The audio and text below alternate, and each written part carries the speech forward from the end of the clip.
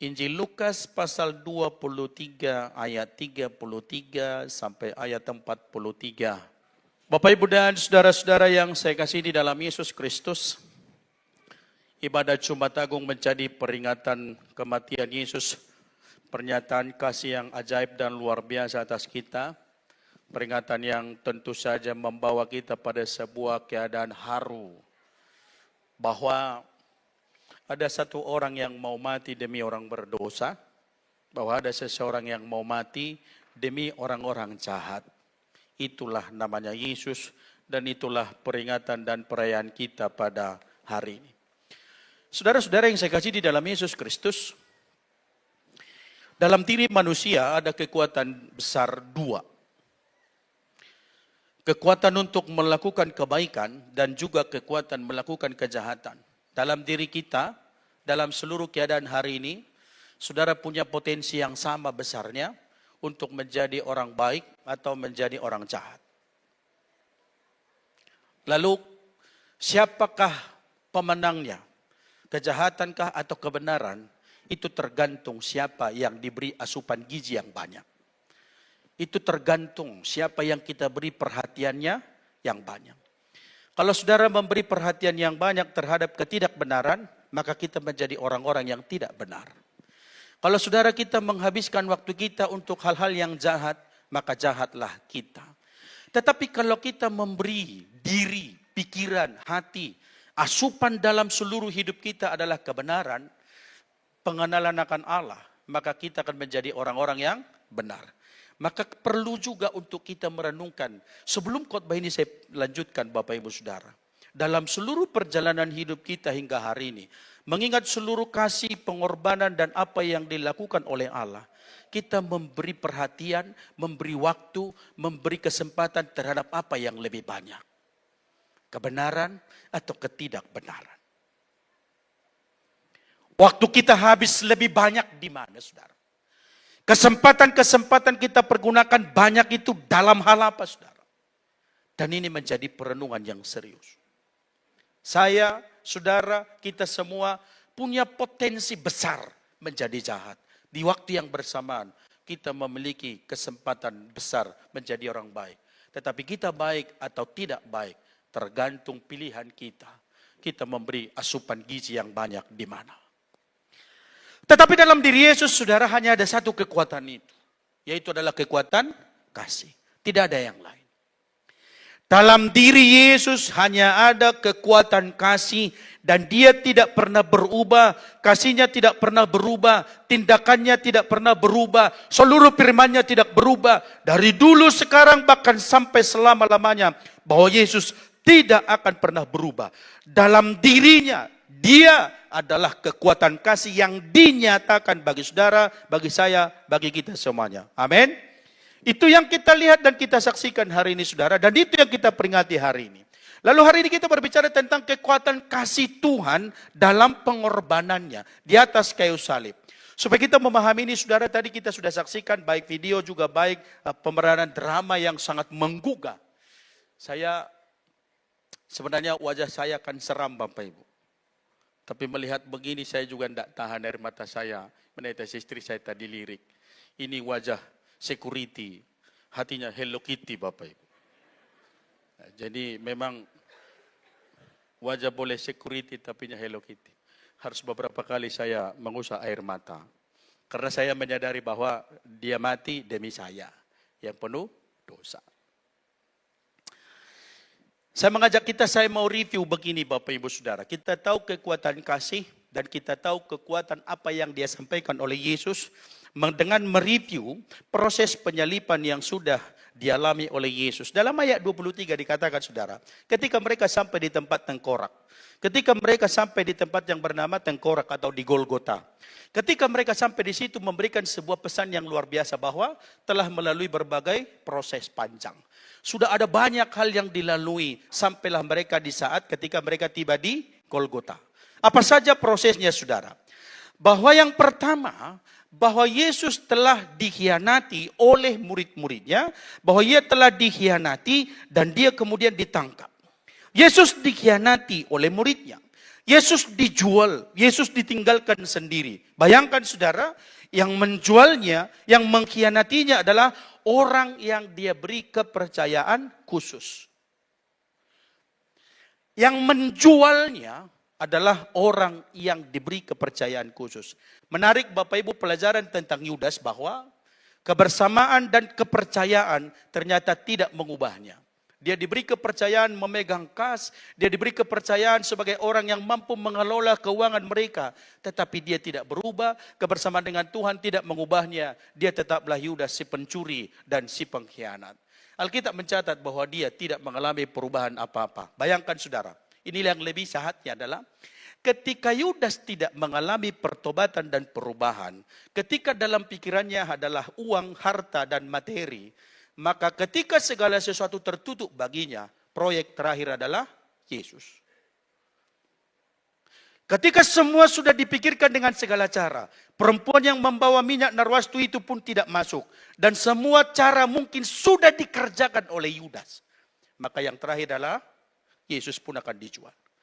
Jika saudara tidak mengalami proses perubahan, tidak terhisap oleh kasih Allah, tidak diubah oleh kasih Tuhan, tidak disirami oleh kasih Tuhan, saya khawatir saudara, mungkin kita pun akan bertindak seperti Yudas. Yesus pun akan dijual.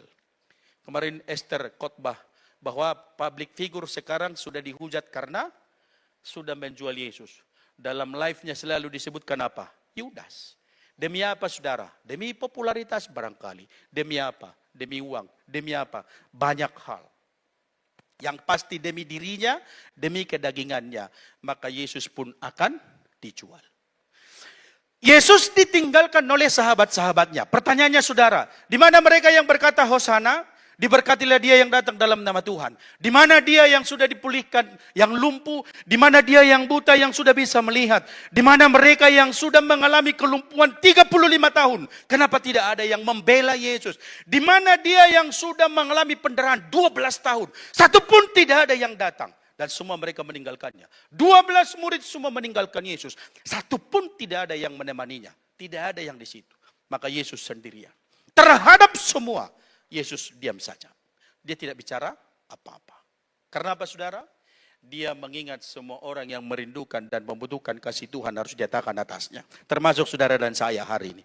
Terhadap semua pengkhianatan yang dia terima, Yesus diam saja. Yang kedua saudara, bahwa Yesus sudah diadili sebanyak 6 kali. Ketika Yesus ditangkap, bahwa ternyata dia sudah diadili sebanyak 6 kali. Ada 2 pengadilan yang dihadapi oleh Yesus, saudara. Pertama, pengadilan agama. Pengadilan agama diperhadapkan kepada 3 pengadilan. Pertama diadili oleh Imam Hanas, kedua Imam Kayapas, lalu ketiga di hadapan mahkamah agama. Bisa bayangkan saudara ketika Yesus ditangkap, Yesus harus dioper ke sana, dioper ke sini dalam seluruh persidangan-persidangan, bahwa dia harus menghadapi persidangan 6 kali dalam satu malam. Persidangan yang kedua adalah persidangan politik. Karena pada waktu itu yang berkuasa adalah Romawi. Maka Pontius Pilatus dan Herodes juga mengadili Yesus. Pontius Pilatus mengadilinya sebanyak 2 kali. Maka dalam satu malam, Yesus diadili sebanyak 6 kali. Pengadilan yang sangat tidak adil. Hakim segala hakim diadili oleh manusia yang berdosa. Pencipta dihakimi oleh ciptaan. Dia yang benar diadili oleh orang-orang berdosa.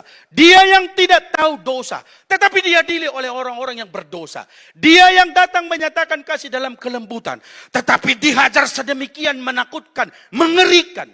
Dan Yesus mengalami siksaan yang luar biasa. Saudara tahan melihat video itu tadi.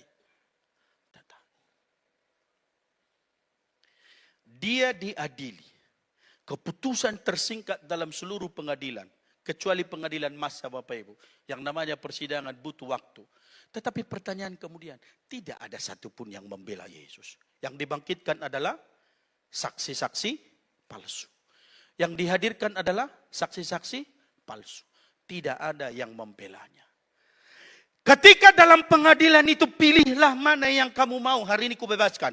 Barabas dia yang penjahat, Barabas dia yang sudah mencuri, membunuh, mungkin memperkosa. Maka mana kamu pilih? Atau dia yang sudah memberikan mukjizat, memberi makan 5.000 orang, yang sudah membuat mata yang buta melihat, yang sudah membuat yang mati Lazarus itu hidup. Kamu pilih yang mana? Apa yang diteriakkan massa? Bebaskan Barabas. Ketika manusia tidak mengalami perubahan dan pertobatan, maka pilihannya adalah kejahatan dan Yesus akan disalibkan. Barabas lebih baik dibebaskan daripada Yesus yang sudah memberikan janji pengampunan kepada mereka. Saudara-saudara, pengadilan yang sangat-sangat tidak adil sedang terjadi pada saat itu. Manusia mengadili Yesus. Manusia berdiri di hadapannya seolah-olah paling suci, paling hebat, paling murni, paling luar biasa. Di hadapan para persidangan, apakah Yesus memberikan jawab? Tidak ada, saudara. Sebenarnya dalam banyak usaha yang dilakukan Pontius Pilatus, cukuplah dicambuk, habis itu dibebaskan. Karena cambukan ini pun sudah berpotensi akan membunuh orang yang dihukum. Karena apa, saudara? Tangannya akan diikat, lalu ditaruh di kayu, lalu siapa yang akan dicambuk itu pasti buka baju. Dan biasanya itu dibuat terlancang. Maka dia akan dicambuk sedemikian luar biasa. Yesus sudah menerima siksaan ini. Yesus sudah menerima penganiayaan ini. Yesus telah mengalaminya, saudara-saudara. Bahwa dia mengalami cambukan penderitaan yang luar biasa. Maka secara utuh dia sudah mengalami sebuah penderitaan. Batinnya dikhianati. Dan tubuhnya sudah merasakan siksaan yang luar biasa.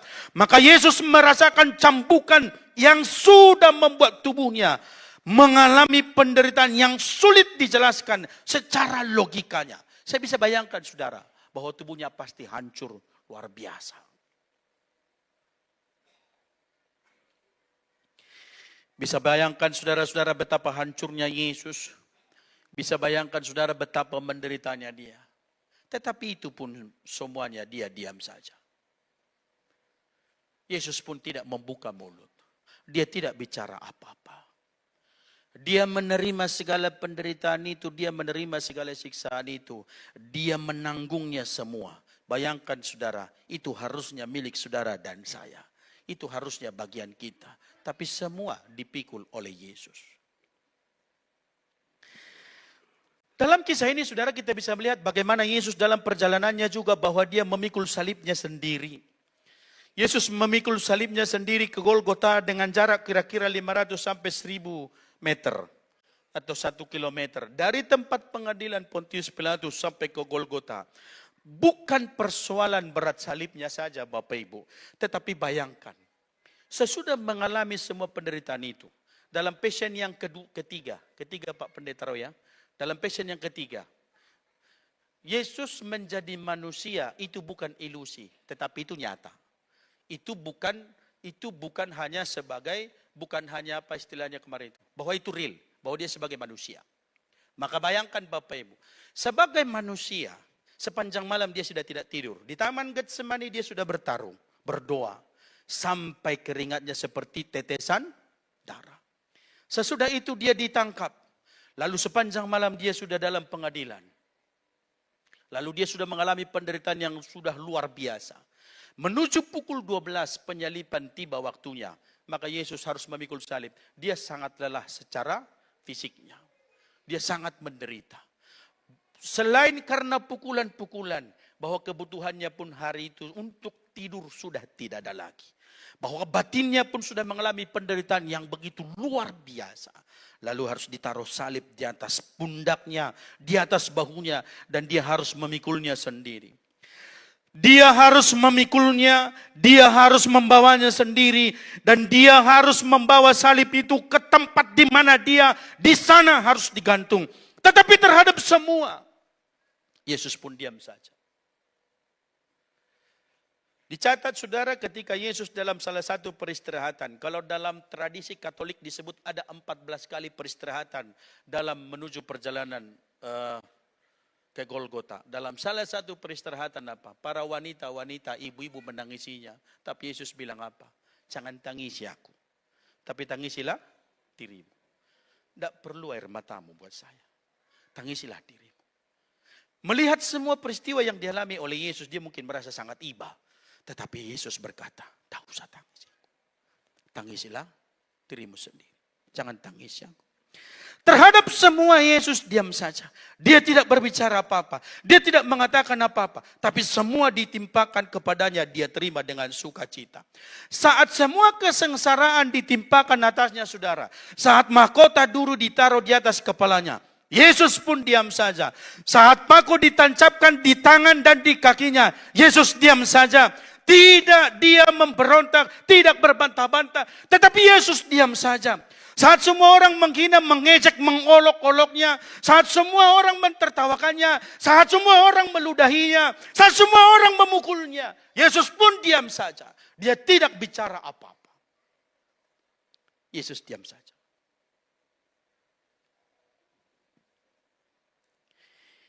Yesus membuka mulutnya ketika dia sudah sampai di tiang gantungan.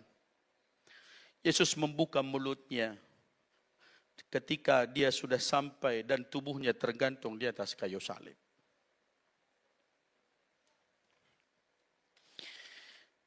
Saudara-saudara, Yesus berbicara di mana-mana. Tetapi ketika orang berusaha menghakiminya, dia diam saja. Dia yang berbicara di sepanjang jalan. Dia yang berbicara ketika orang-orang ada, dia lihat orang buta. Dia yang berbicara dimanapun. Tetapi hari ini Yesus diam saja. Karena apa? Semua orang merasa paling hebat atas dia. Tetapi kapan Yesus membuka mulutnya, saudara? Yesus membuka mulut ketika dia ada di puncak penderitaan itu. Dan apa yang disampaikan? Ya Bapa, ampunilah mereka. Yesus membuka mulut dan berfirman. Dari puncak penderitaan, dari atas kayu salib. Maka pesan yang disampaikan oleh Yesus adalah berita pengampunan. Maka dia berkata, ya Bapa, ampunilah mereka. Sebab mereka tidak tahu apa yang mereka perbuat. Ampunilah mereka. Kalimat yang mencetuskan kasih yang sempurna, kasih yang memberikan kekuatan dan kasih yang memulihkan, kasih yang memberikan pengharapan bagi semua orang. Maka di atas kayu salib Yesus membuka mulut dan berkata, kata yang disampaikan adalah kata pengampunan. Bukan amarah, bukan umpatan, bukan penyesalan. Yesus tidak berteriak, Yudas, kenapa kamu menjual saya? Yesus tidak menyerukan kenapa para prajurit memaku kakinya. Yesus tidak meneriakkan kenapa orang-orang yang sudah merasakan mujizat itu tidak datang terhadapnya, memberikan kesaksian bahwa dia nak kalah. Yesus tidak mengatakannya. Tetapi Yesus berkata apa? Ampunilah mereka. Perkataan yang disampaikan oleh Yesus adalah, Bapa, ampuni mereka. Ampunilah mereka. Maka kalimat bahasa yang Yesus sampaikan buat mereka adalah, mereka diminta, mereka didoakan, mereka dikasihi. Dan terhadapnya doa yang disampaikan oleh Yesus adalah, ampunilah mereka. Yesus memohonkan pengampunan terhadap mereka yang mencambuknya. Yesus memohonkan pengampunan terhadap dia yang memaku tangan dan kakinya. Memohon pengampunan terhadap dia yang mengejeknya, terhadap dia yang meludahinya, terhadap dia yang kepadanya ditimpakan seluruh caci maki, saudara. Tetapi terhadapnya Yesus berkata apa? Ampunilah mereka. Yesus tidak menyesali perbuatan Yudas yang menjualnya. Yesus tidak menyesali murid-murid yang meninggalkannya. Pilatus yang tidak tegas pun tidak disebutkannya. Para imam-imam tidak dituntutnya. Para imam-imam yang menginginkan kematiannya justru bersorak berbahagia. Tetapi terhadapnya pun Yesus berkata, Bapa, ampunilah mereka. Mereka tidak tahu apa yang mereka perbuat. Kasih apa yang demikian ajaib, saudara? Selain daripada kasih Tuhan yang memohon pengampunan terhadap mereka yang sudah menghina, mencaci makinya. Kasih apa? Kasih yang luar biasa. Yesus menyampaikan pengampunan supaya semua orang dilepaskan dari ketidakmengertian akan rencana Tuhan, sehingga mereka dapat melihat rahasia penyelamatan Tuhan yang ajaib. Bahwa Yesus yang tersalib, Yesus yang tersiksa. Tetapi dia melepaskan manusia dari ikatan dosa, dari ikatan kejahatan, dari ketidakmengertian, dari seluruh ketidakmampuannya mengenal rencana Tuhan. Dan terhadapnya Yesus berdoa dan memohonkan, meminta kepada Bapa. Ampunilah mereka, bebaskanlah mereka, pulihkanlah mereka, lawatlah mereka, dan biarlah mereka mengerti rencana-rencana Tuhan dalam hidup mereka. Saudara bisa bayangkan, pengampunan disampaikan oleh Yesus bagi siapa? Yang sama-sama tersalib, saudara. Sama-sama tersalib. Bukankah kamu Mesias? Selamatkanlah dirimu dan selamatkan kami. Tapi salah seorang berkata apa? Saudara, dia ini tidak salah, tapi kita pantas menerima ini. Dia tidak salah, tetapi kita pantas. Pengampunan Yesus berikan bagi siapapun yang mengakui dosa-dosanya. Pengampunan dia berikan bagi semua orang yang mengaku bahwa Yesus adalah Tuhan. Dan pengampunan pun diberikan bagi saudara. Jika hari ini saudara dan saya datang mengaku dosa di hadapan Allah, pengampunan Tuhan anugerahkan buat kita. Amin saudara. Pengampunan Tuhan berikan buat kita. Pengampunan itu berarti saudara, Allah tidak menginginkan orang yang dikasihinya dalam kebinasaan. Tetapi Yesus menginginkan kita, saudara dan saya, orang-orang yang dikasihinya, hidup di dalam kasihnya, hidup di dalam dia, hidup bersama-sama dengan dia, menikmati seluruh karya Allah, menikmati seluruh cinta Tuhan, menikmati seluruh berkat surgawi yang akan dicurahkan bagi semua orang. Dan Tuhan tidak menginginkan kebinasaan dalam dosa, saudara. Tapi Tuhan menginginkan kita hidup di dalamnya. Maka tanpa pengampunan kita tidak akan mengerti dan tidak akan mengalami kasih Allah. Tidak ada pilihan lain. Tidak ada pilihan lain. Karena hanya melalui pengampunan Yesus Kristuslah kita dapat menerima keselamatan. Tidak ada cara lain. Amin saudara? Saya ulangi Bapak Ibu. Tidak ada cara lain. Tidak ada solusi yang lain. Supaya saudara dan saya menerima keselamatan hanya melalui pengampunan yang disampaikan oleh Yesus Kristus. Tidak ada cara lain. Tidak ada opsi B. Tidak ada plan C. Hanya satu-satunya cara, satu-satunya jalan, yaitu melalui dia, melalui Yesus, melalui pengampunannya. Dan itu melalui apa saudara? Pengorbanan di kayu salib. Penebusan tidak gratis saudara. Penebusan itu tidak mudah. Penebusan itu adalah sesuatu yang sangat sulit. Dan karena terlalu sulitlah pengampunan, maka Yesus harus rela mati. Betapa mengerikannya saudara kalau saudara tidak bisa mengampuni, maka kita akan selalu terikat. Pengampunan itu definisinya adalah melepaskan diri, dilepaskan, dan seluruh tuntutan terhadap dosa dibebaskan daripadanya. Maka kalau saya diampuni saudara, saya dibebaskan dari segala tuntutan hukum, saya dibebaskan dari segala tuntutan dosa, dan saya dinyatakan sebagai orang yang bebas. Tidak ada tuntutan apa-apa. Maka saudara kalau kita berkata saya diampuni oleh Allah, berarti kita sedang dibebaskan. Mengampuni, kita sedang membebaskan orang, dan kita sedang membebaskan diri kita sendiri dari segala ikatan itu. Ada saudara? Dibebaskan. Saudara diampuni oleh Allah. Amin. Kita diampuni oleh Tuhan. Amin saudara. Bukan kekuatan kita saudara. Bagaimana proses pengampunannya? Melalui sebuah penderitaan ini. Melalui kesengsaraan. Melalui kematian. Ya Bapa, ampunilah mereka sebab mereka tidak tahu apa yang mereka berbuat. Pertanyaannya, apa yang tidak mereka mengerti? Satu saudara. Yang tidak mereka mengerti adalah bahwa Kristus yang sedang disalibkan adalah satu-satunya oknum yang dapat membuang dosa manusia. Satu-satunya. Yesus bukan salah satu saudara. Bukan pilihan kedua. Tetapi dia satu-satunya. Yang kedua saudara. Orang-orang yang memaku dia hanya tahu menjalankan tugasnya. Orang-orang yang memaki-maki Yesus hanya tahu bagaimana melampiaskan kemarahan, bagaimana melampiaskan kebencian, bagaimana dia melampiaskan segala iri hatinya. Karena apa? Ketika Yesus mengajar, orang Farisi, ahli Taurat merasa terancam. Mereka merasa bahwa kedudukan mereka sedang terancam. Karena Yesus dicintai. Karena kasihnya, karena mujizatnya, dan karena segala apa yang dilakukannya. Orang-orang yang berteriak kegirangan hanya tahu dalam kacamata mereka bahwa Yesus telah gagal. Bahwa dia tidak akan lagi melakukan mujizat. Maka mereka semua berteriak, bersuka cita, berbahagia, kita menang, kita menang. Karena Yesus sudah disalibkan. Mereka tidak mengetahui bahwa tetesan-tetesan darah Yesus yang mengalir dari seluruh tubuhnya, dari luka-luka bekas mahkota duri, bekas cambukan saudara, bahwa seluruh tetesan-tetesan darah itulah yang disebut bilur-bilurnya. Itu yang menyembuhkan, itu yang memulihkan, dan itu yang membuat manusia bebas dari segala dosanya. Mereka tidak tahu ketika mereka melukai tubuhnya, tetesan darah itulah yang memberikan kesembuhan atas mereka.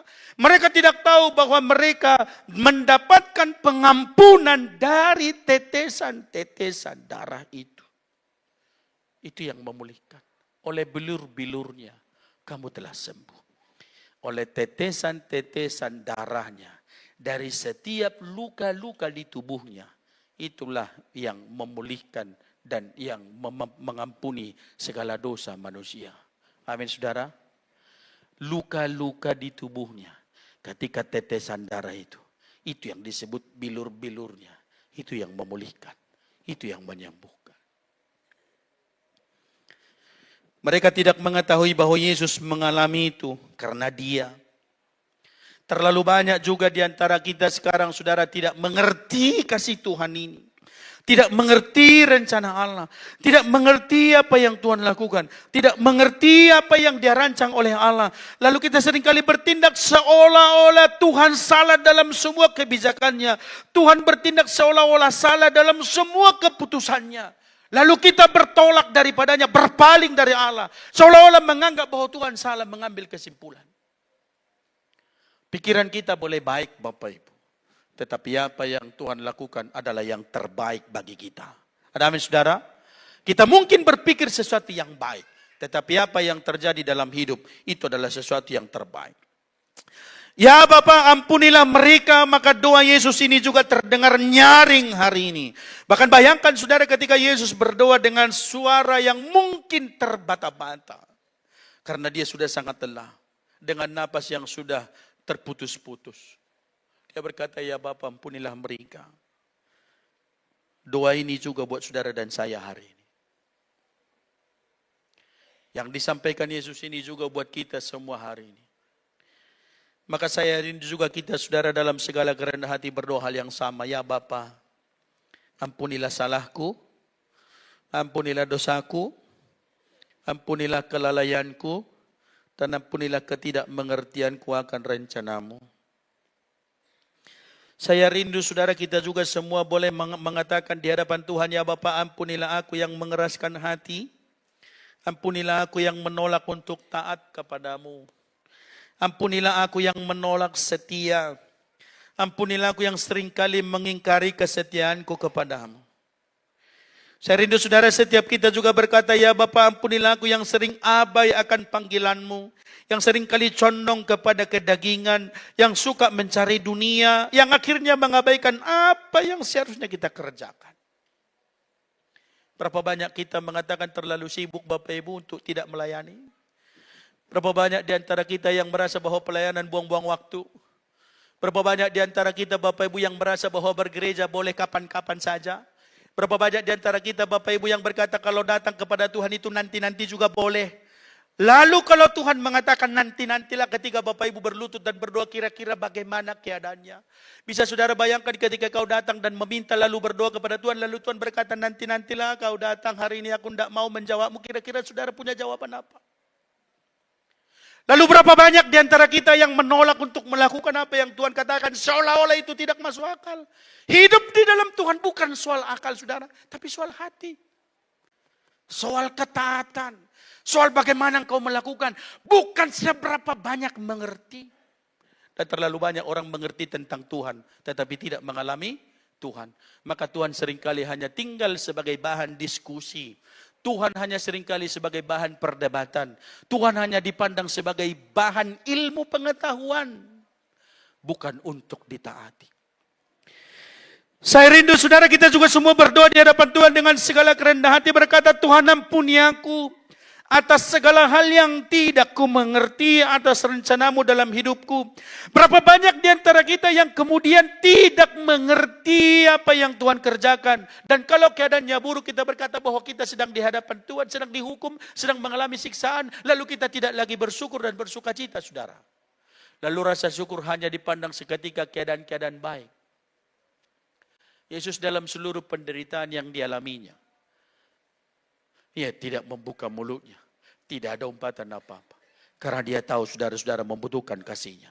Karena dia tahu dia membutuhkan, saudara membutuhkan tangan Tuhan untuk menolongnya. Dan saya mau rindu saudara, dalam waktu singkat misalnya, sebelum saya lanjut. Kira-kira dalam hati kita ketika hari ini masuk dalam dalam ibadah Jumat Agung, apa yang mau saudara sampaikan di hadapan Tuhan hari ini? Dosa apa yang saudara sembunyikan yang orang lain tidak tahu? Kejahatan apa yang mungkin saudara sembunyikan yang Tuhan tidak tahu? Supaya ketika saudara mendengar suara Tuhan berkata, ya Bapa ampunilah mereka. Doa ini buat saudara. Dan itu adalah doa yang sama berbicara hari ini terhadap saudara yang masih menutup diri terhadapnya. Dan yang mengaku atau mungkin merasa bahwa engkau tidak berdosa apa-apa. Ketika saudara mengaku tidak berdosa pun, doa ini juga buat saudara yang tidak mengaku dosa. Bahwa jujur saudara kita terlalu banyak melakukan dosa. Hanya barangkali sudah terlalu biasa melakukannya. Sehingga tidak dianggap lagi sebagai dosa.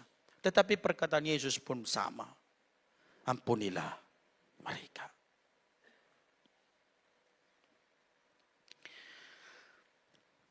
Kasih Yesus yang kita lihat dalam hal ini saudara apa yang kedua. Ayat yang ke-43. Kata Yesus kepadanya, aku berkata kepadamu sesungguhnya hari ini juga engkau akan ada bersama-sama aku di dalam Firdaus. Firman itu disampaikan kepada siapa saudara? Yang tersalib bersama dengan dia. Di kiri atau di kanan?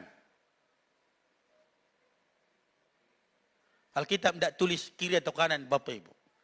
Karena saya pernah guru sekolah minggu bilang, maka yang disalibkan di sebelah kirinya menghujat dia, yang di sebelah kanannya diselamatkan. Saya sudah pelajari, tidak ada ditulis kiri atau kanan. Pokoknya salah satu aja. Salah satu dari yang disalibkan itu menghujat dia. Sesama terhukum. Bedanya, Yesus tidak melakukan kejahatan. Kepadanya ditimpakan seluruh kejahatan dan dosa manusia. Kepadanya ditimpakan seluruh kejahatan dan dosa kita. Bukan perbuatannya, perbuatan kita yang dipikulnya. Tetapi yang penjahat di kiri dan di kanannya, secara sah adalah orang-orang jahat. Harusnya yang di tengah-tengah itu adalah salib Barabas Bapak Ibu. Maka pilihan yang disampaikan oleh Yesus, oleh Pontius Pilatus adalah, siapa yang kubebaskan hari ini? Barabas atau Yesus? Maka masa memilih, salibkanlah Yesus dan pilihlah dibebaskan Barabas. Maka salib itu adalah salibnya Barabas harusnya. Bukan salib Yesus itu Bapak Ibu. Salib yang sudah disiapkan untuk Barabas. Lalu Yesus harus dinyatakan sebagai orang bersalah. Mereka berdua orang-orang yang betul-betul orang jahat. Menghina Yesus. Tidak masuk akal saudara. Tapi salah satu diantaranya akhirnya mengatakan begini. Saudara, kita memang layak dihukum. Kita orang berdosa, kita orang jahat. Tetapi dia tidak. Saya bayangkan begini saudara. Dan itu dia tahu bahwa itu adalah Yesus. Maka dia masih punya kesempatan menyampaikan. Yesus, kalau kau nanti datang ke kerajaanmu, ingatlah aku. Kalau kau nanti datang dalam kerajaanmu, ingat aku. Pikirannya adalah tentang hari penghakiman. Pikirannya adalah nanti. Dia siap untuk menerima segala konsekuensi. Tetapi jawaban Yesus luar biasa saudara. Aku berkata kepadamu hari ini. Hari ini. Bukan nanti. Bukan hari penghakiman. Tetapi aku berkata kepadamu kapan saudara? Hari ini. Hari ini. Saat kamu mengakui, saat kamu percaya, saat kamu menerima, saat kamu mengaku dosa di hadapan Tuhan. Hari itu juga, pada saat itu juga, di kesempatan itu juga. Maka Tuhan memberikan kepadamu keselamatan itu. Ada amin saudara? Hari ini. Kalau hari ini saudara dan saya, semua kita datang dalam segala pengakuan dengan jujur di hadapan Tuhan. Maka hari ini Tuhan mengampuni kita. Dan jaminan keselamatan diberikan pada hari ini. Pada hari mengakui dosa. Pada saat itu Tuhan memberikan pengampunan dosa. Pada hari ini saudara. Bahwa perkataan pengampunan menyadarkan pendosa dari segala dosanya. Lalu dia percaya bahwa Yesus adalah Mesias. Yang kedua saudara, bahwa dia percaya kuasa Yesus memulihkan dan menyelamatkannya, maka dia memintanya. Ingat aku nanti. Permintaannya nanti, tetapi jawaban Yesus sekarang.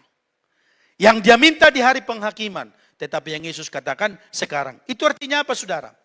Bahwa Yesus menyatakan, menegaskan bahwa Yesus yang tersalib itu adalah Tuhan dan Juru Selamat kini dan nanti. Bahwa dia adalah Tuhan dan Juru Selamat. Amin saudara. Bahwa yang tersalib itu punya otoritas menyatakan keselamatan kini dan nanti. Bahwa Yesus adalah memberikan jaminan keselamatan. Tuhan beri saat seseorang bertobat. Dan di atas kayu salib, apa yang terjadi? Yesus tidak kehilangan kuasanya. Dia tetaplah Allah. Orang-orang boleh menyiksa tubuhnya, tetapi otoritas kuasa Allah tidak pernah diambil oleh siapapun. Orang-orang boleh menyalibkannya, dan memang harus dia menjalani penyaliban itu. Tetapi kuasa keilahian Tuhan tidak bisa diambil oleh siapapun. Tidak bisa diambil oleh siapapun. Dia adalah Allah. Apa yang mau kita renungkan Bapak Ibu? Saudara-saudara, saya percaya bahwa tentu kita juga rindu supaya keluarga kita dan rumah tangga kita dan gereja ini juga menjadi keluarga dan gereja yang kuat. Strong generation, strong family, strong generation. Amin saudara, keluarga kita kuat. Amin. Lalu bagaimana supaya keluarga kita kuat? Bagaimana supaya suami istri kuat dalam relasinya? Tidak ada syarat selain mereka saling mengampuni satu dengan yang lain. Amin. Tahu. Dosa dianggap ketidakmengertian. Dosa dianggap ketidaktahuan, kejahatan dianggap ketidakmengertian, bahwa kejahatan dianggap sebuah ketidakpahaman. Maka butuh waktu untuk memberikan pemahaman. Maka itulah yang dibuat menjadi muncul masalah. Tetapi ketika itu dianggap ketidakmengertian, maka akan ada sebuah proses dan proses kemudian. Satu dengan yang unilah. Amin saudara? Amin. Kalau anak-anak dirasa tidak memuaskan dalam segala perilaku, sikap, tindakannya, anggaplah dia belum mengerti. Maka katakanlah, anakku, aku mengampunimu karena kamu belum mengerti. Tapi jangan terus-terusan enggak mengerti sampai Tuhan datang. Apakah menunggu tiang gantungan? Kan ada yang bilang Bapak Ibu, kalau begitu ternyata the last minute saja nanti bisa mengaku dosa diselamatkan kok. Kan begitu. Yakin Bapak Ibu yang disalib ini sempat dibaptis? Enggak, hanya butuh pengakuan aja. Tapi saya mau ingatkan Bapak Ibu ya, mau disalibkan dulu, baru begitu prosesnya. Tentu Tuhan memberikan kita cara yang berbeda, dan kita tidak tahu bagaimana akhir hidup. Yang kita tahu, dimanapun kita mengakhirinya, bahwa kita ada bersama dengan Tuhan. Amin. Bagaimana kita bisa kuat saudara mengaku dosa di hadapan Tuhan? Mengaku dosa, jujur terbuka di hadapan Tuhan. Jujur terbuka di hadapan sesama. Jujur mengakui satu dengan yang lain. Bahwa ketika kita jujur dan terbuka, saya percaya bahwa di dalamnya ada pemulihan. Keterbukaan adalah awal dari pemulihan. Begitu kata dalam pria sejati saudara.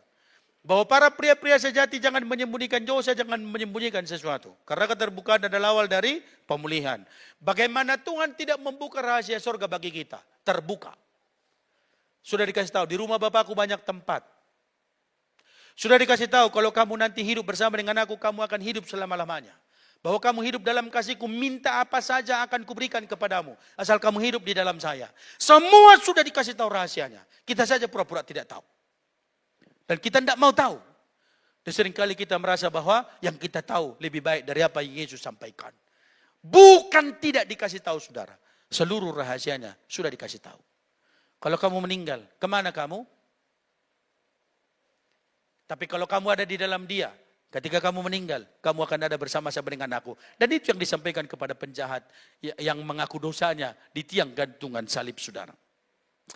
Bagaimana supaya kita bisa kuat dalam menjalani hidup dalam semua pengharapan kita saudara. Bergantung dan berharap penuh kepada Yesus sekarang. Bergantung kepada dia dalam seluruh harapan, dalam seluruh impian, dalam seluruh masa depan. Sekarang dan selama-lamanya. Bahwa percaya sepenuhnya Tuhan memberi yang terbaik. Tuhan melakukan yang terbaik. Dan kita menerima segala sesuatu yang terbaik. Dalam sikap apa saudara? Ketaatan. Tuhan tidak berkenan terhadap sikap perbantah-bantahan. Tuhan tidak berkenan terhadap orang-orang yang berbantah-bantahan. Terakhir Bapak Ibu. Yesus telah menyatakan kasih-Nya yang sempurna atas kita. Pengampunan, pembebasan dari segala hukuman dosa. Dia mau kita hidup di dalam pengampunan itu, dan Yesus menginginkan kita hidup saling mengampuni.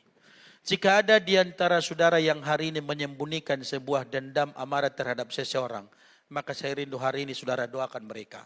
Katakanlah, saya melepaskan pengampunan. Ada amin saudara? Amin. Jika ada sesuatu yang kau merasa melukai hatimu, dan yang telah berbuat fitnah, kejahatan atau apapun terhadap hidupmu, sebagaimana Yesus sudah sampaikan di atas kayu salib, ampunilah mereka. Maka hari ini pun saya mengajak kita semua berdoa bersama. Tuhan, ampunilah dia yang telah melukai hatiku, yang telah memfitnahku, yang telah mengancam bisnisku, yang telah merusak hubunganku dan semuanya. Saya percaya ketika melepaskan itu, maka relasimu dengan Tuhan pulih, dan relasimu dengannya pulih, relasimu dengan sesama juga akan pulih. Maka hebatlah hidupmu di hari yang akan datang. Amin saudara. Yang kedua saudara, Yesus telah melalui penderitaan yang tiada tanding, tiada banding. Saya suka pakai istilah ini saudara. Yesus menempuh penderitaan yang tiada tanding, tiada banding. Tidak ada lagi penderitaan yang melampaui penderitaan Yesus. Tetapi itu dilakukannya, itu dijalaninya supaya dia bisa memberikan kasih yang tiada tanding, tiada banding. Sempurna. Penderitaan yang sempurna untuk kasih yang sempurna. Penderitaan yang sempurna untuk sebuah kasih yang sempurna. Dan Tuhan mau kasih kita kepada Allah juga sempurna. Bukan ala kadarnya. Bukan setengah-setengah. Bukan berdasarkan takaran-takaran. Bukan nanti-nanti. Bukan berdasarkan perhitungan matematis ekonomis manusia. Tetapi kasih kita sempurna kepada Allah. Percaya penuh kepada Dia, yakin penuh kepada Dia, hidup terus di dalam Dia, melakukan apa yang berkenan kepada Dia, dan hidup memuliakan Dia di sepanjang hidup yang masih Tuhan percayakan buat kita. Belajar dari penjahat yang disalibkan bersama dengan Yesus, menyadari dosa dan kejahatannya, lalu dia percaya Yesus sebagai Mesias dan Juru Selamat. Baginya diberi keselamatan. Maka Tuhan mau saat ini kita saudara mengaku dosa di hadapan Allah. Jujur di hadapan Tuhan. Terbuka di hadapan Allah. Dia menjamin pengampunan dan dia memberikan kekekalan bagi kita. Tuhan mau kita pulang dari tempat ini sebagai orang yang mengasihi Tuhan. Dan saya percaya Tuhan menginginkan kita yang dibenarkan Tuhan karena pengakuan kita di hadapannya. Dan kita diberi kekekalan. Kita diberi jaminan pemeliharaan. Dan kita boleh pulang dengan sebuah penerimaan penuh. Aku menyertai kamu senantiasa sampai akhir zaman. Terakhir saudara. Salib Yesus adalah pernyataan kasih yang sempurna. Dan itulah jaminan pengampunan. Dan itu adalah jaminan keselamatan. Bahwa salib Yesus adalah sumber kekuatan.